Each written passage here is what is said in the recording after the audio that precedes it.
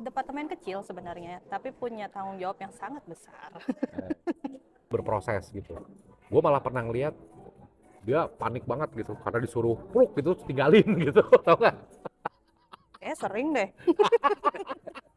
Komunikasi yang gue lihat waktu itu tuh gini, lu tuh mau untuk belajar berkomunikasi dengan stakeholder.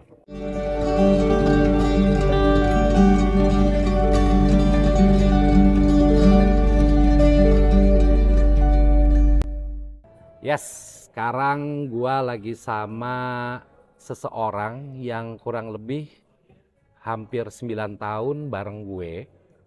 Kita berkarir bersama waktu itu ya di salah satu unit di Sampurna Group lah. Iya. Gitu. Priscilla Serafin. Iya.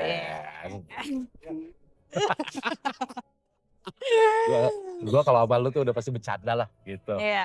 Cil, ini gua dari kemarin nih. Mm-mm. Gue banyak ngomongin soft skill, productivity, dan lain-lain. Tapi pasti kan orang juga pengen tahu seperti apa sih yang pernah, mungkin malah gue sendiri lakukan gitu terhadap si soft skill sendiri. Tapi kan kalau gue yang ngomong mungkin nggak tuh kurang terverifikasi. Oke. Nah, tapi gue mau mulai dulu dari sini. Gue mau mulai dengan sekarang apa yang lo lakukan hari ini? Oke. Waduh. Ini agak serius nih Mas jadinya. Oleh, so. Enggak lah, enggak serius. Kan kita kan nggak pernah serius ya Mas. Jadi yang sekarang aku lakukan, aku pindah ke salah satu NGO, yayasan lah maksudnya, yayasan dari perusahaan Korea, namanya Desang.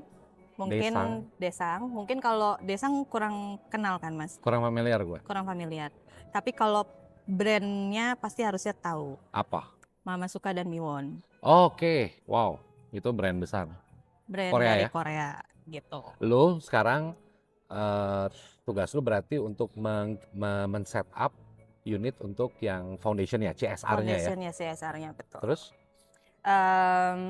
Fokusnya sekarang lebih kepada. lu sebagai apa di sana? Jadi malu kalau Nah, ngomongin. jujur. Jadi sekretaris yayasan. Wes. Gitu. Itu kalau di korporasi itu berarti corporate secretary-nya nih. Iya. Sekretaris yayasan. Yayasan dari sebuah korporasi, gitu kan? Iya. Oke, terus. Jadi pas di hire ya memang diminta untuk bisa establish si yayasan ini. Itu mulai dari nol? Dari nol. Oke. Dari pendirian sampai licensing dan lain-lain sampai Udah berapa program lama? jalan. Baru setahun lebih. Oke, dan sudah di mana sekarang aktivitasnya? Aktivitasnya sekarang Desang udah punya penerima beasiswa sebanyak 15. Sekarang lagi buka batch lagi. Oh, program kedua, lu program scholarship. program scholarship. Terus? Fokusnya scholarship dulu sih Mas gitu. Oke. Sekarang udah punya 15 penerima beasiswa. Sekarang lagi buka batch kedua. Jadi akan nambah menjadi 30. Dan udah kerjasama dengan 5 universitas. Jadi emang Kampus mana aja tuh 5? diminta untuk running cepat. UI, ITB, IPB, UGM, Brawijaya. Oke. Terus untuk any field, program studi apa aja tuh dari yang 15 ya? Pastinya ada teknik. Teknik industri, teknik kimia, teknik mangan itu udah pasti mutlak. Karena kan emang perusahaan FMCG pasti akan muternya ke situ.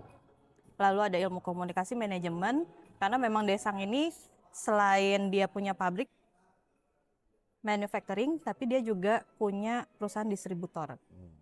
Gitu.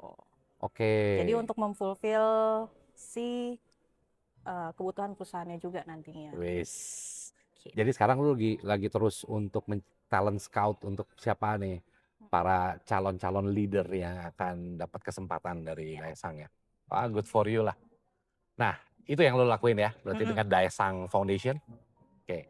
Gue mau tarik mundur setelah mendengar lu cerita apa hari ini, dan gue bangga dengan pencapaian lu hari ini. Itu keren banget karena gak semua orang di umur lu yang masih sangat muda kalau kata gue, tapi dikasih kesempatan sebuah perusahaan besar untuk mengestablish satu anak yang lahir dari bawah dari perusahaan besar gitu.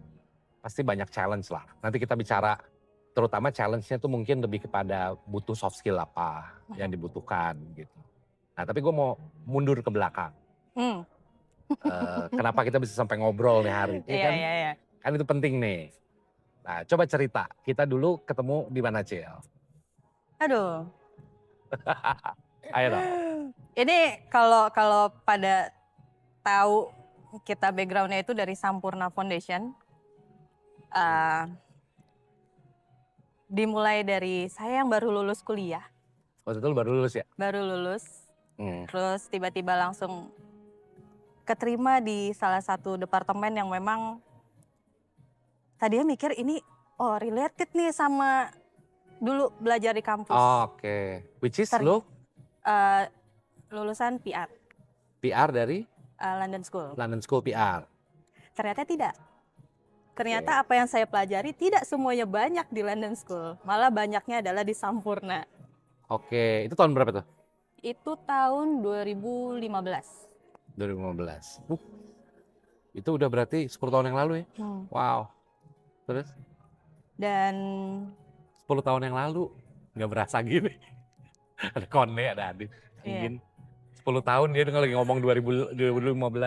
Iya.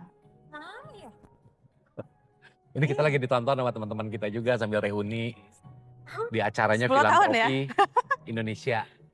10 tahun. Dari kalau kamu bilang tuh dari kinyis-kinyis gitu. Terus. Sampai emak beranak satu. Ternyata dari dunia pendidikan nggak semuanya, ada beberapa diambil lah, tapi ternyata lebih harus banyaknya ilmunya justru itu diambil pada saat masuk dunia kerja. Nah, waktu itu lu 2015 itu lu di divisi departemen apa sih? Kayaknya kita belum bareng tuh. Udah dong. Yang sebelumnya 2014. Oh, lu gabung dari 2014. 2014 kan tapi intern dulu, Mas. Oke. Baru gabung masuk jadi karyawan 2015. Oke. Ingat banget tuh 2015. Sebelumnya sebenarnya bukan dari Januari 2015 malahan. Dari Desember 2014. Soalnya lu intern, pas intern lu di Sampurna. Terus lulus lu ternyata direkrut. Direkrut sama tim departemen inilah gitu. Oh, di situ kita kenal ya. Ya. Terus, dan serunya Apa yang lu inget? Aduh, pertama pas lu gabung gitu kan sebagai anak kinyis-kinyis ya. Kalau di kantornya deg-degan ya. Deg-degan dong kan. Waduh, ini udah dengar nih dari departemennya. Departemen kecil sebenarnya, tapi punya tanggung jawab yang sangat besar. Dan ternyata awal-awal tuh langsung diminta, ayo ikut acara. 2014. Acara apa itu ya? Aduh, acara apa ya? Ada welcome-nya juga deh, pokoknya acara. Internal, eksternal? Internal dulu. Oh, acara ini ya, gathering internal. Gathering internal. Terus mulai 2015 Januari, inget tuh, langsung dikenalin sama pemerintah. Karena waktu dulu departemen kita itu adalah sebetulnya stakeholdernya adalah pemerintahan, swasta dan lain-lain. Jadi pekerjaan kita itu sebenarnya kan lebih external relation ya. Mungkin gampangnya external relation aja lah. External relation. Jadi kita melayas antara beberapa stakeholder. Terus. Kesan-kesan lu gimana lagi? Apa yang lu ingat waktu itu? Kesan-kesannya, waduh ini ngapain ya departemen ini sebenarnya? Emang kenapa? Emang waktu lu intern, lu udah muter-muter dong departemen lain. Udah. Emang apa yang bikin sampai yang pas bareng sama gua departemennya ini ngapain ya? Iya, karena kan beda gitu. Pertama tuh lebih ke arah kayak, waduh, kok saya dikenalkan dengan bapak ini gitu. Disuruh mempelajari struktur, stakeholder mapping. Di situ lu mulai tahu itu stakeholder mapping. Iya. Awalnya nggak tahu, cuma kayak coba ngobrol sama mas ini, tanya dia bagian apa, bawahnya apa gitu. Nah ini apa ya sebenarnya? Minum yang mana sih yang ini? Lo mau? Ini mau? Ini. Oh. Terus? Ini tuh ngapain sih gitu? Ya udah dari situ aja sih mas. Terus apa lagi? Pas lu lagi masih kinyis-kinyis tadi, apa yang bikin lu masuk ke kantor terus deg-degan, terus apa yang berkesan, apa lagi? Oh, nggak lama masuk, dibawalah ke salah satu direktorat karena kita memang stakeholdernya waktu itu government ya. Jadi kebetulan ini boleh nyebutin kan Mas? Boleh. Ya dulu kan Sampurna punya banyak sekolah beasiswa. Dikenalkanlah dengan direktorat kemahasiswaan, direktorat SMA waktu itu. Ya. Direktorat mahasiswa. Dikenalin lah karena tujuannya kita mau mengundang ke sekolah Ya. Sampurna. Ya. Untuk memperkenalkan program Untuk ya. memperkenalkan program. Terus yang bikin lu ini apa? Deg-degan adalah tiba-tiba disuruh bikin tuh proyeknya, kunjungan ke sana, ke Palembang. Dari situ, aduh ini ngapain ya? Gimana ya? Itu udah panik banget. Maksudnya kayak takut bapaknya nggak jadi datang. Oh, jadi maksudnya gua lupa inget nih ya, jujur. Jadi waktu itu lu tiba-tiba dikasih untuk Project. menjadi PIC rencana apa ya sebenarnya? Kunjungan. Visitasi ya, visitasi dari pemerintah ke sekolah binaan atau sekolah ininya ya. Terus di otak lu tuh waktu itu yang lu mesti gimana? Iya. Terus bagaimana, how do you define pada akhirnya menjelang hari-hari H itu bahwa ini harus gua lakukan? Pasti kan nih banyak teman-teman yang bingung pada saat jadi PIC tuh ngapain sih PIC gitu? Apa yang kamu? Iya, di situ benar-benar ternyata dilatih, udah langsung diterjunin gimana kita kolaborasi dengan departemen lain agar kegiatan itu tuh benar-benar jalan. Di internal dulu. Di internal dulu. Setelah sudah firm, baru ke eksternal. Gimana sampai si pemerintah ini tuh datang lah. Sampai akhirnya di sana pun bisa terdeliver apa yang ingin dilaksanakan sampai mereka pun bisa menyambut dan melaksanakan kegiatan itu. Terus hasilnya gimana? Hasilnya ternyata lancar di sana. Sampai kepala dinasnya datang, disambut karena memang waktu itu yang datang kan dirjennya ya ke sana. Gitu. Terus Jadi, di situ di langkah awal itu apa yang akhirnya lesson learn lu yang lu dapat gitu? lesson learn-nya yang didapat Untuk lu sendiri ya? ya nggak boleh panik aja sih waktu itu. Gak boleh panik. Nggak boleh panik. Karena waktu itu benar-benar panik kan ini. Oke, harus tenang. Itu pas gitu gua kemana sih? Ada ya? Nggak ada? Gak ada kamu. Gua nggak ada ya? Kemana? Oh ya, oke. Lagi ada urusan kayaknya kamu Oh ya, waktu pantas itu. tegang. Oke. Harus tenang. Terus apa lagi? Ya adaptasi sih, karena kan masih baru banget waktu itu. Benar-benar adaptasi. Oh ternyata alurnya seperti ini, prosesnya seperti ini, sampai akhirnya bisa jalan running dan lain-lain tuh. Terus lu mulai ngeh nggak bagaimana kekuatan komunikasi itu di situ? Iya itu salah satunya sih ternyata. Gimana kita komunikasi dengan banyak stakeholder sampai informasinya tuh terdeliver aja ke mereka. Nah, akhirnya kita lanjut lagi. By the way, kita Setelah lagi banyak di ini mana ya, nih? Di acara Philanthropy Festival. 2025. 2025 di Borobudur. Itu kita banyak ketemu teman-teman waktu zaman kita kerja ya. Jadi banyak yang sekarang terus berkarir, tapi dengan tetap berkontribusi untuk melakukan kegiatan-kegiatan CSR, sosial dan lain-lain gitu ya di sini. Jadi sambil reuni kan kita ya. Reuni nggak jauh-jauh sih ya Mas ya, biasanya foundation juga gitu. Ya itu udah satu dunia yang sekarang justru itu garda depannya kali dari sebuah mau lini usaha atau sebuah inisiatif yang dilakukan even sama negara-negara gitu, negara-negara di luar gitu ya. Oke, mari kita kepotong sampai communication. Ceritanya tadi lu di deploy ya, di assign ke satu project waktu itu kan, terus sama untuk untuk mengawal pihak pemerintah untuk visit ya. Oke. Nah, terus tadi kan gue nanya apa aja sih yang lu dapat waktu lu jadi PIC dengan lu masih kinyis-kinyis gitu ya sebagai anak baru lulus gitu tiba-tiba break gitu.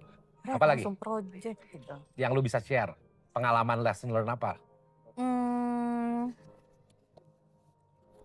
Tadi kan ada part komunikasi ya Mas ya. Harus bisa agile nggak sih Mas? Harus bisa agile dengan situasi, kondisi yang memang kadang-kadang tidak sesuai dengan yang seharusnya gitu. Oke. Nah, lu dapat itu. Lu kesulitan nggak waktu itu di awal? Awal kesulitan. Kurang keras itu ya deh. Awal Nah, kesulitan. nah gitu. Awalnya kesulitan. Terus apa yang lu akhirnya dari waktu ke waktu lu dapat belajar lagi sampai akhirnya sekarang menjadi ibu sekretaris yayasan? Berarti kan waktu itu kita kerja bareng hampir 9 tahun ya? Kurang lebih ya. 9 tahun. Akhirnya lu menjadi seperti sekarang. Tapi gue pengen lu santai aja, lu cerita yang unik-uniknya, yang waktu kita kerja bareng yang lu dapet, yang lu inget 3 hal, yang paling lu inget gitu. Yang unik tapi ternyata ini ilmu gitu. Akhirnya lu bisa kembangin 3 hal, apa? 3 hal yang Hmm. paling unik. Negosiasi. Oh, lobbying tuh ya. Ya, lobbying, negosiasi. Negosiasi. Kenapa? Lu dapat apa? Gimana akhirnya kita belajar untuk bisa mendapatkan win-win solution. So, negosiasi is about win-win solution. It's not all about winning untuk salah satu pihak ya? No. Oke. Gimana caranya kita akhirnya sama-sama tahu bahwa tidak ada pihak yang dirugikan. Great.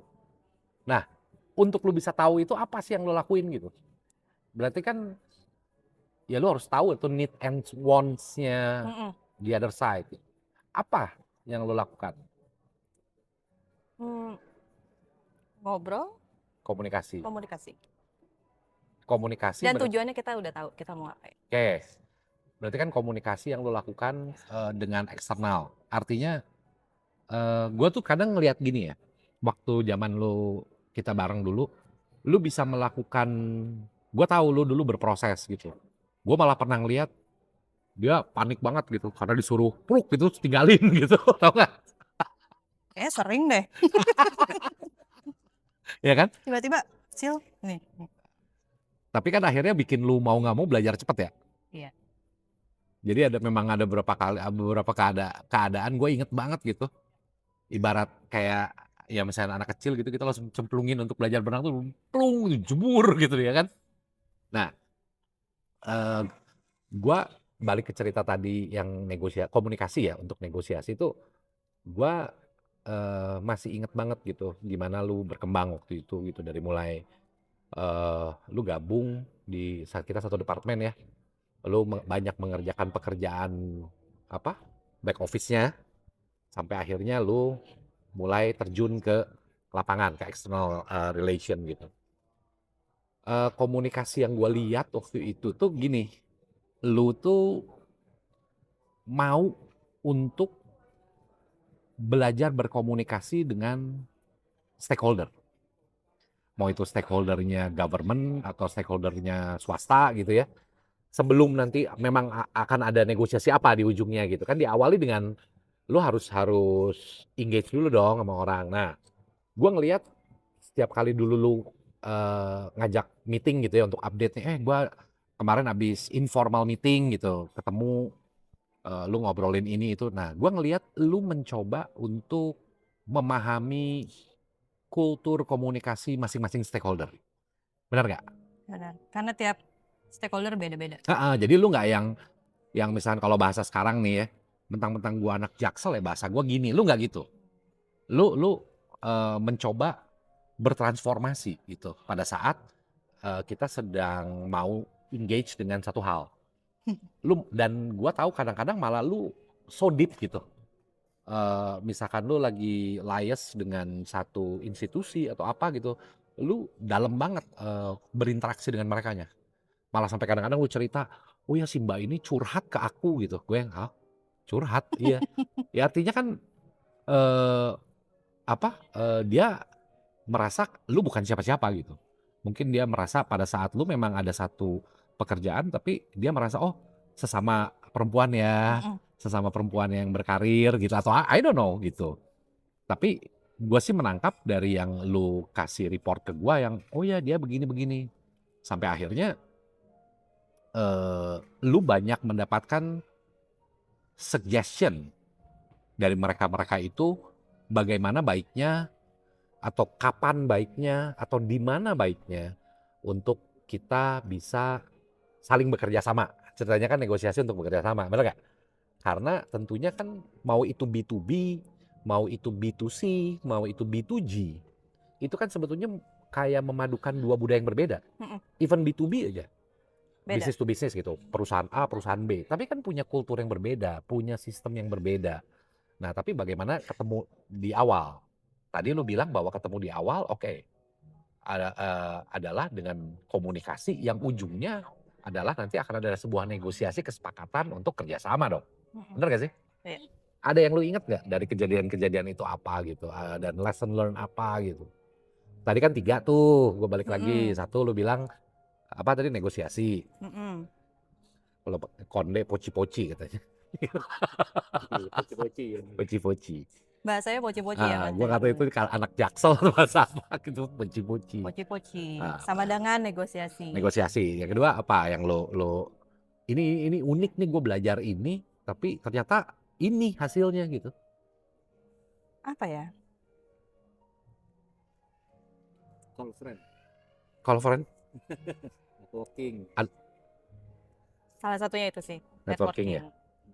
Lo networking kayak bentuk apa sih? Gimana kita maintain satu orang ini sampai akhirnya tuh dia bisa trust ke kita, habis itu kita benar-benar bisa memperluas jaringan ya, Mas, istilahnya. Dan itu kan nggak mudah. Maksudnya gimana kita bisa lintas departemen, lintas kementerian melalui satu orang ini, atau kita mencari the right person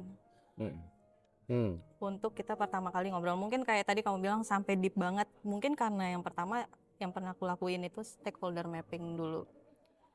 Stakeholder mappingnya lu belajar itu ya waktu kita bareng ya? Belajar itu yang aku bilang, ngebahas struktur. Ini ngapain sih kita ngeliatin struktur gitu. Ternyata itu adalah kunci pertama dengan siapa kita berbicara. Jadi kadang-kadang kita background checking, banyak, Mas, yang unik, masalahnya gimana dong? Yang boleh dibuka lah.